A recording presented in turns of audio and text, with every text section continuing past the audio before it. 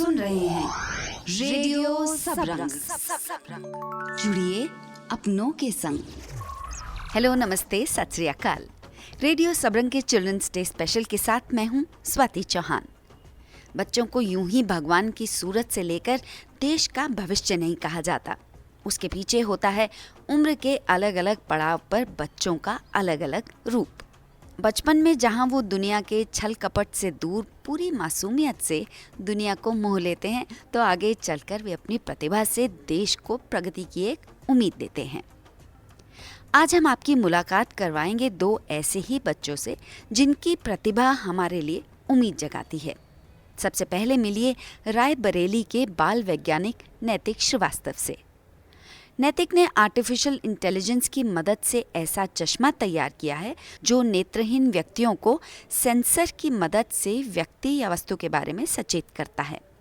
हमारी सहयोगी निमिषा माथुर ने नैतिक से संपर्क करके उनसे इस बारे में और बात की।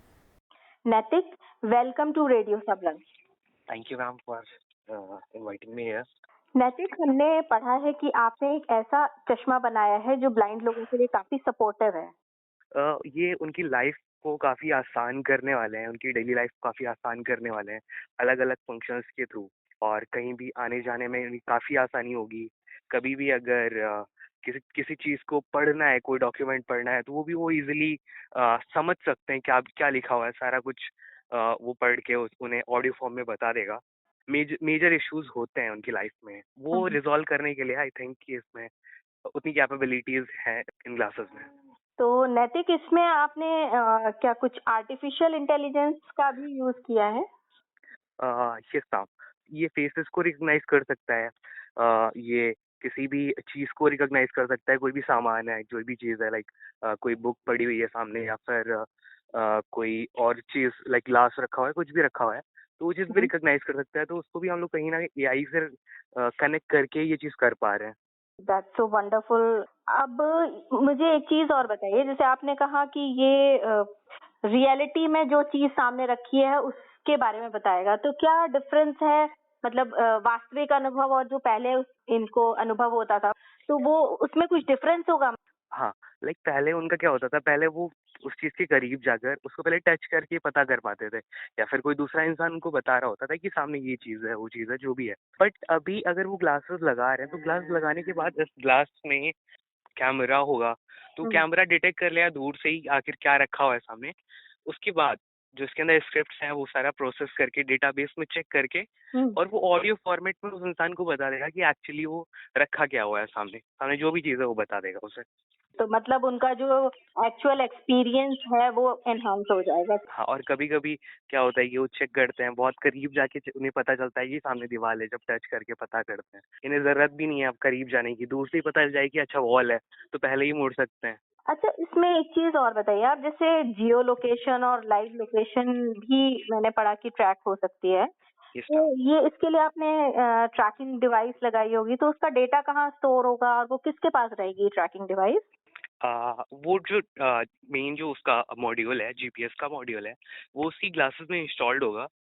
और जो भी उसकी डेट, उसकी इंफॉर्मेशन है, लाइक उसका लाइक जो मैप है किस जगह पे वो है, वो उनके मतलब लाइक पेरेंट्स के पास, या फिर किसी भी गार्जियन के पास, फैमिली मेंबर के पास, जिसके पास भी चाहें आप, उसके पास वो आप सेंड कर सकते हैं। इसको आपको प्री इनिशियलाइज कराना पड़ेगा। जैसे अगर ग्लासेस ले रहे हैं, अभी तो लाइक मार्केट में तो आया नहीं है, तो इसको ऐसे बोल भी नहीं सकती कि प्रोडक्ट नहीं है।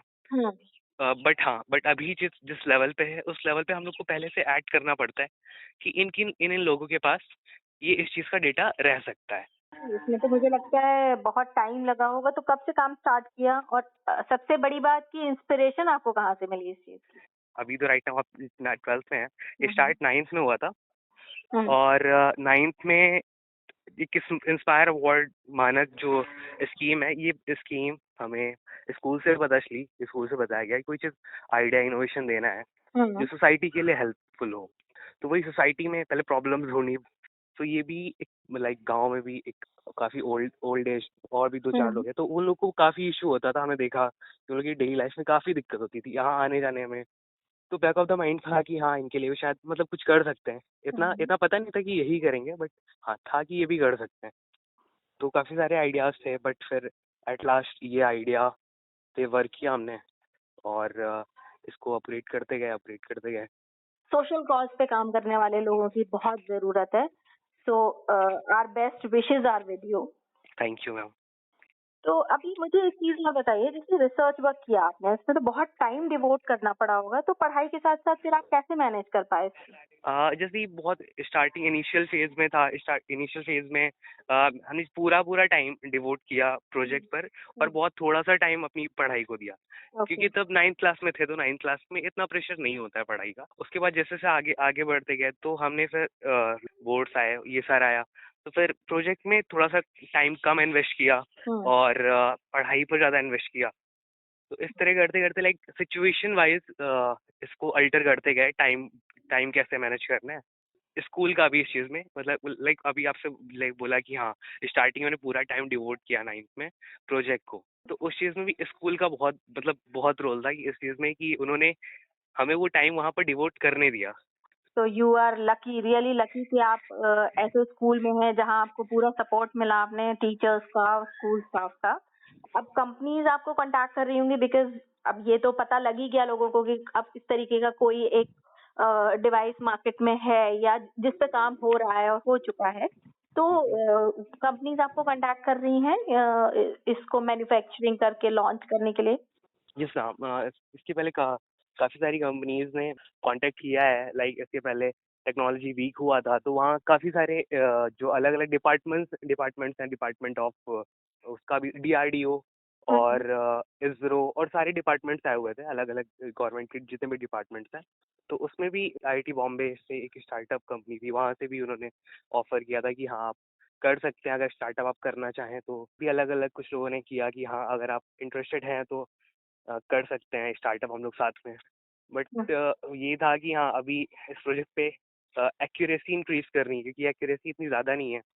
तो एक्यूरेसी काफ़ी हद तक है, बट उतनी एकदम एग्जैक्ट एक्यूरेसी नहीं है कि इसको आप डेली लाइफ में यूज़ करें और आपका डेली लाइफ एकदम ज़्यादा स्मूथ हो जाए। थोड़ा और बेटर करके एक्यूरेसी इंक्रीज करके तब मार्केट में लाएं। अच्छा, अपने फ्यूचर प्रोजेक्ट्स के बारे में बताइए।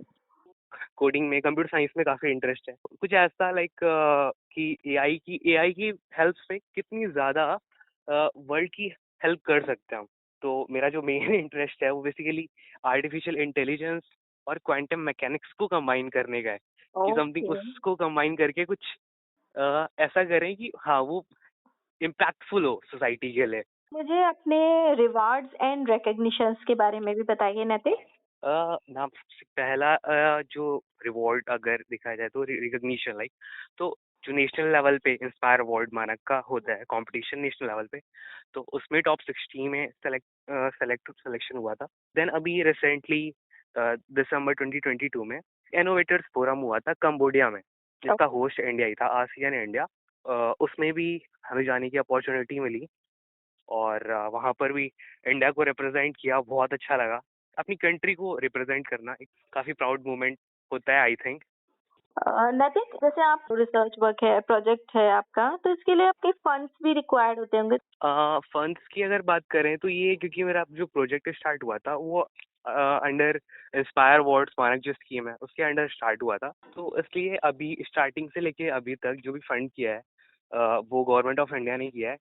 हाँ बहुत बार पर्सनल भी लाइक जो भी कभी कभी हो जाता था कि जितना वो फंड करते थे उससे ज़्यादा लग जाता था, तो वो किया खुद से। बट हाँ बाकी गवर्नमेंट ऑफ इंडिया इसको फंड कर रही है स्टार्टिंग से। क्या आपके साथ बात करके बहुत अच्छा लगा नैतिक, और रेडियो सबरंग की टीम आपको बहुत बहुत सारी शुभकामनाएं दे रही है। Thank you ma'am. नैतिक की ये कोशिश बड़े पैमाने पर लोगों के काम आएगी और अंतर्राष्ट्रीय स्तर पर मिल रही सराहना उनका हौसला भी बढ़ाएगी। आइए अब मिलते हैं कथक डांसर पृथ्वी प्रकाश से। गुरु श्री द्वैपायन दास जी के शिष्य पृथ्वी भारतीय परंपरा को आगे बढ़ा रहे हैं। जीबी पंत इंस्टीट्यूट से सिविल इंजीनियरिंग कर रहे पृथ्वी से हमारी सहयोगी अर्चना ठाकुर ने उनकी प्रतिभा के बारे में बात की।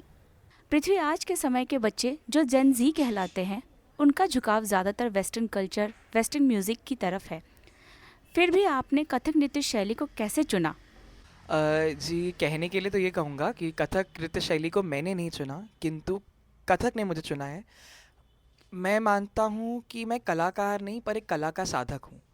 तो 2 साल की उम्र का जब था, 2-3 साल की उम्र का, तब मेरी मम्मी ने मुझे कथक में डाला, क्योंकि उनको, मैं बचपन में थोड़ा बहुत डांस करता, छोटा था जैसा हर बच्चा करता है, पर पेरेंट्स जल्दी उस बच्चे की किस तरफ झुकाव है या क्या उसकी हॉबी है, क्या किस चीज़ में उसको इंटरेस्ट है, भांप पाते हैं, कई बार नहीं भी भांप पाते हैं, और अगर भांप भी पाते हैं तो उस तरह से उसको एक शेप नहीं दे पाते हैं या फिर उसको एक वे नहीं दिखा पाते हैं। तो मेरी मम्मी ने वो चीज़ देखी और उनको लगा कि नहीं, इमीडिएट ही उनको लगा कि मुझे इसको डालना चाहिए। फिर जैसे बड़ा होते गया, पता नहीं कब कथक धीमे धीमे कर कर मेरे जीवन का एक भाग बन गया, मेरी अंतरात्मा जैसा हो गया, एक प्राणवायु जैसा हो गया कि जिसके बिना मेरे लिए रहना संभव नहीं है। हमारे समाज ने आज भी बहुत तरक्की कर ली है, फिर भी बोला जाता है कि डांस, और वो भी क्लासिकल, बॉयज़ के लिए। इसमें अभी कॉलेज में हूँ तो मैं कभी DU का फेस्ट देखता हूँ, या मैं कभी DSU का फेस्ट देखता हूँ, DTU, NSUT, इन सब के बस पैम्पलेट्स आते हैं, पोस्टर्स आते हैं, वहाँ देखता हूँ क्लासिकल का कुछ हो रहा है, हमेशा एक स्त्री की पिक्चर दिखाई, एक लड़की जो नाच रही है। क्यों एक लड़की नाच रही है? अगर हम शुरुआत से कहा जाए तो हमारे भगवान श्री शंकर, हमारे शिव शंकर, जिनको नटराज कहते हैं, नटराज के स्वरूप में हम उनकी पूजा करते हैं जितने कलाकार हैं। अगर हम थोड़ा हिस्ट्री में फ्लैशबैक में जाएँ तो mainly classical dancer were majorly dominated by males only. Females के लिए तो बहुत बाद में जाकर आया है। अगर आप महाराज जी की बात करें, महाराज जी भी अपने कई इंटरव्यूज़ में कह चुके हैं कि हम लोग जब सीखना हम लोगों ने शुरू करा तो तब स्त्रियां नहीं नाचती थी, स्त्रियों का झुकाव बहुत कम था और स्त्रियां नहीं सीखती थी इतना, ज़्यादातर मेल डोमिनेटेड था। आप किसी भी क्लासिकल डांस की देखिए, अगर हम कुचिपुड़ी की बात करें, उसकी हिस्ट्री क्या है? एक आंध्रा के एक छोटे गांव से शुरू हुआ जहाँ पे मेल डांसर्स अपने आप को फीमेल अटायर में डालकर कहानियाँ क्या कहा करते थे। तो और कथकली की बात करें, जो कि एक क्लासिकल डांस है केरला का, ज़्यादातर मेल्स करते हैं, परंतु अब समय बदला तो उसके बाद स्त्रियों का झुकाव ज़्यादा बढ़ा। अब जब स्त्रियों की जो लहर आई वो इतनी तेज़ आई कि लोगों ने बस स्त्रियों को ही देखा, पुरुषों को भूल गए जिनके द्वारा डोमिनेटेड था। तो पुनरुत्थान होना बहुत ज़रूरी है कि पुरुष जो कर रहे हैं और समाज को ये बात जाननी चाहिए। खैर वो तो इतिहास की बात हो गई।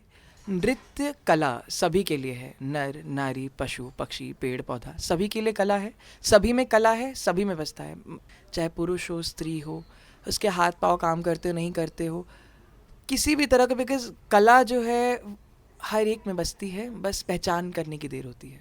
बहुत ही सही कहा आपने, कला हर किसी में होती है, बस उसको उभारने के लिए कोई एक गुरु या कोई एक परिवार का साथी होना चाहिए।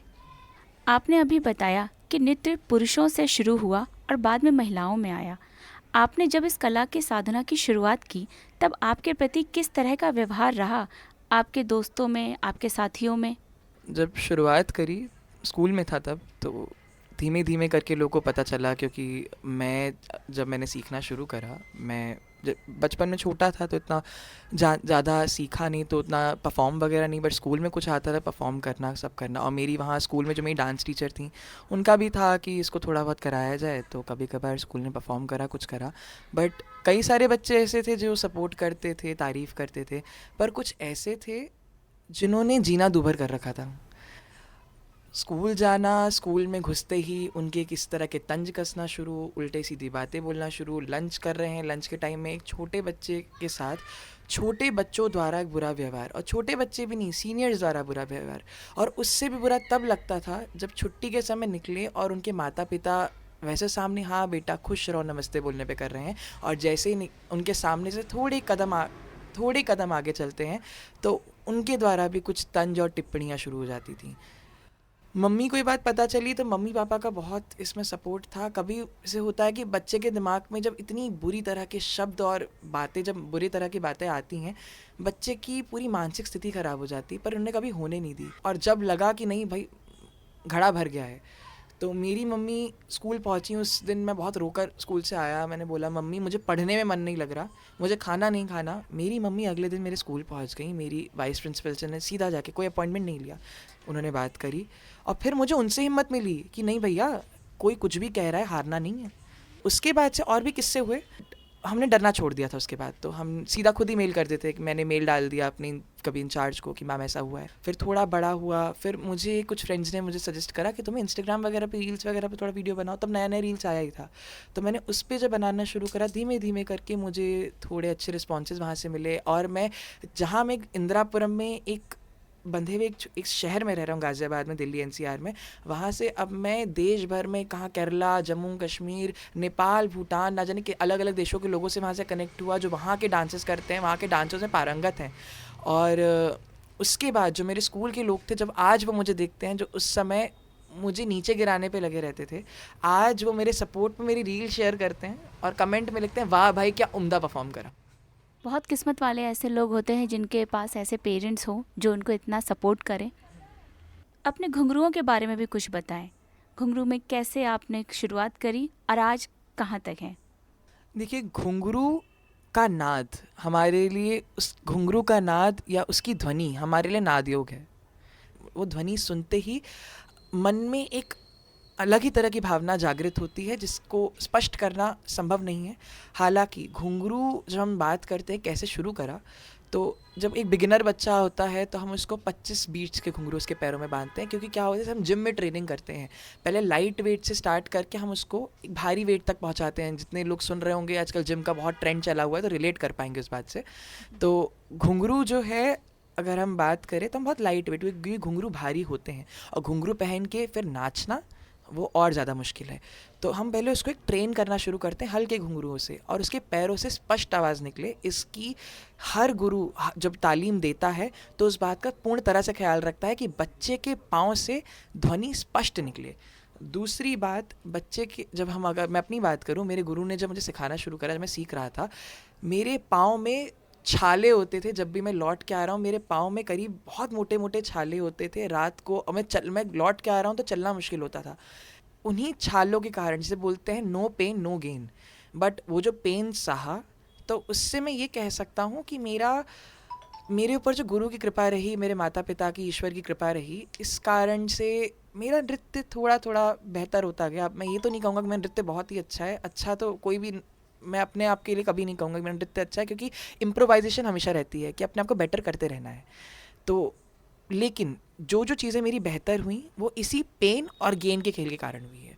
अगर मैं बात करूँ, घुंघरू जब हम पहनते हैं तो हम 25 से शुरू करा था मैंने, फिर मैं 50 आए, वो सब घुंघरू मेरे पास रखे हुए हैं।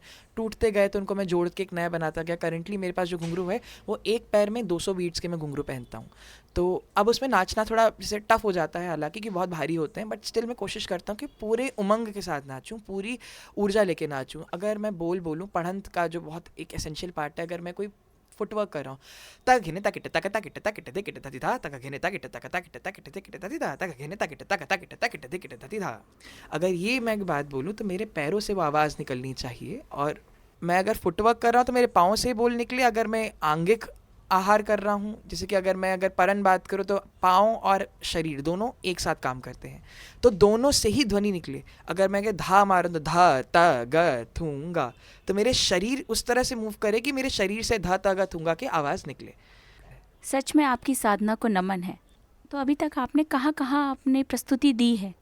जी, गुरु जी के अपने आशीर्वाद से और अपने माता पिता के सपोर्ट से। पहले तो हमारे जो प्रभा इंस्टीट्यूशन है, जहाँ का मैं शिष्य हूँ, अपने गुरु श्री द्वैपायन दास का शिष्य हूँ मैं, तो उनके जो हर साल परफॉर्मेंसेस होते हैं परंपरा, तो वहाँ तो हम लोग परफॉर्मेंसेस देते ही हैं, जहाँ जो हम हमेशा साल में 1 या 2 बार हो जाते हैं। कभी त्रिवेणी कला संगम में, बड़े बड़े ऑडिटोरियम्स में, जो होते हैं दिल्ली के बहुत बड़े बड़े ऑडिटोरियम्स, बड़े बड़े कलाकारों के लिए बड़े सम्मान की तरह कहा जाता है, तो उनमें परफॉर्मेंस देना आसान बात भी नहीं है।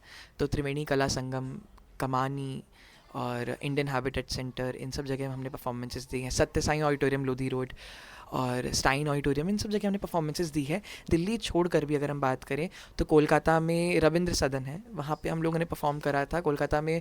उसके अलावा भी हमारे डांस क्लास से भी अगर बात करें और वैसे ही बात करें तो देश विदेश में हमारे यहाँ से बच्चे ढाका प्रस्तुति देने गए हैं, जहाँ पे हम भी साथ गए थे। और हमने कोलकाता में परफॉर्मेंसेस दी हैं, हमने साउथ में परफॉर्मेंसेस दी हैं, हैदराबाद वगैरह में। और जब कोविड का टाइम चल रहा तब तो ऑनलाइन बहुत परफॉर्मेंसेस दी हैं, तो वो सब भी हमने चीज़ें करी हैं। अभी भी हमारी कई सारी प्रस्तुतियाँ हैं जो अभी आने वाली हैं, वो जैसे समय के साथ साथ आती जाएंगी, लोगों को पता चलता जाएगा। तो बस लोग जुड़े रहें, अपना आशीर्वाद प्रदान करते रहें। बिल्कुल, भगवान नटराज का आशीर्वाद भी आपको प्रदान हुआ है। पैशन एंड एजुकेशन दोनों को आप कैसे मैनेज कर रहे हो? देखिए, पैशन और एजुकेशन में बस स्टार्टिंग के कुछ शब्दों का अंतर है, आखिरी में शन आ जाता है, और जो उस शन को ना संभाल पाए वो शून्य है। मैं कोशिश करता हूँ कि मेरी जो अभी कॉलेज में हूँ तो सुबह 8:30 से लेकर 5:30 का लेक्चर है, तो उसको बैलेंस करूँ और उसके लिए 8:30 का लेक्चर है, 2 घंटे पहले घर से निकलना है कि 8:30 का लेक्चर है, 6:30 बजे घर से निकलना होगा, 8:30 तक पहुंचना है, उससे पहले ही पहुंचना है, वरना 8:30 बजे भी पहुंच रहे हैं एग्जैक्ट टाइम पे तो टीचर पे अच्छा इम्पैक्ट नहीं बनता है।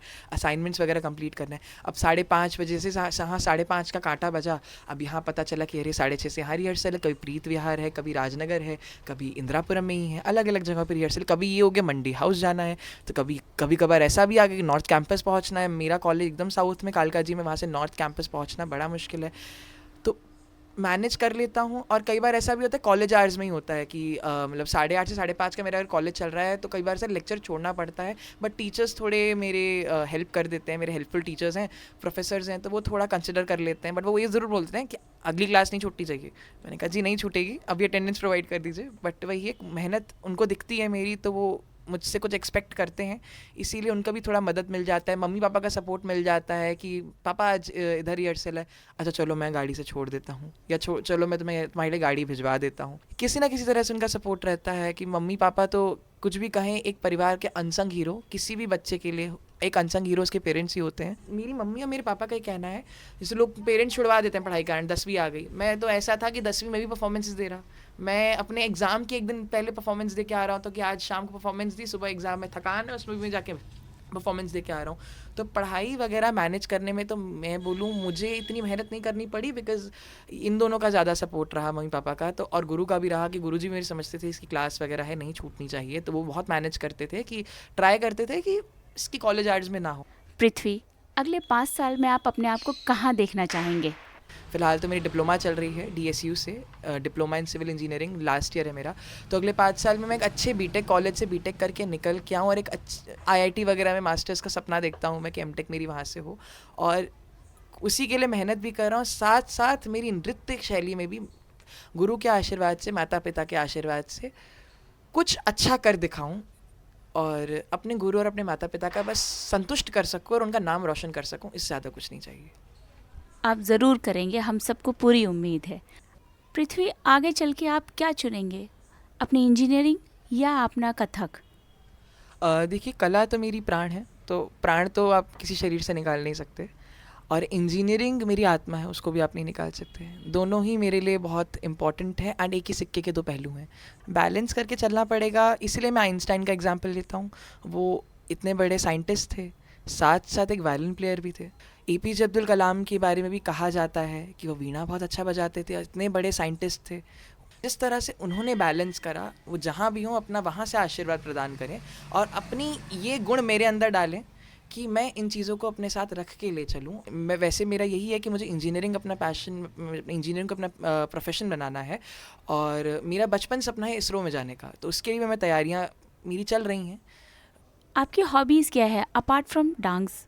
मैं जैसे इवेंट्स वगैरह में बहुत जाता हूँ, डिबेट्स करना, ये सब करना मुझे बचपन से बहुत पसंद था। ये चीज़ मम्मी ने मेरे अंदर बचपन में डाली थी कि स्टेज फियर मेरा बचपन से ही ख़त्म था। उसके अलावा मुझे राइटिंग करना बहुत पसंद है, मैं बचपन से पोइट्रीज़ लिखना, स्टोरीज़ लिखना, शॉर्ट स्टोरीज़ लिखना। उसके अलावा थोड़ा खाना आना मैं कोशिश करता हूँ कि कुछ अच्छा बना लूँ, क्योंकि कुकिंग करना बिकॉज सर्वाइवल के लिए बहुत इम्पॉर्टेंट है।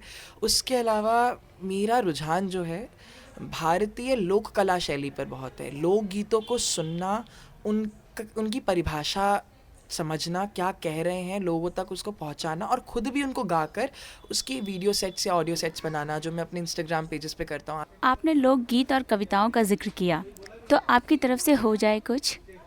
जी, लोकगीत तो मैं बस कोशिश करता हूँ गाने की। अब जैसे मैं बिहार से बिलोंग करता हूँ, तो हमारे यहाँ छठ के कुछ गीत होते हैं, तो अभी से छठ आ भी रहा है, तो उसके कुछ पंक्ति।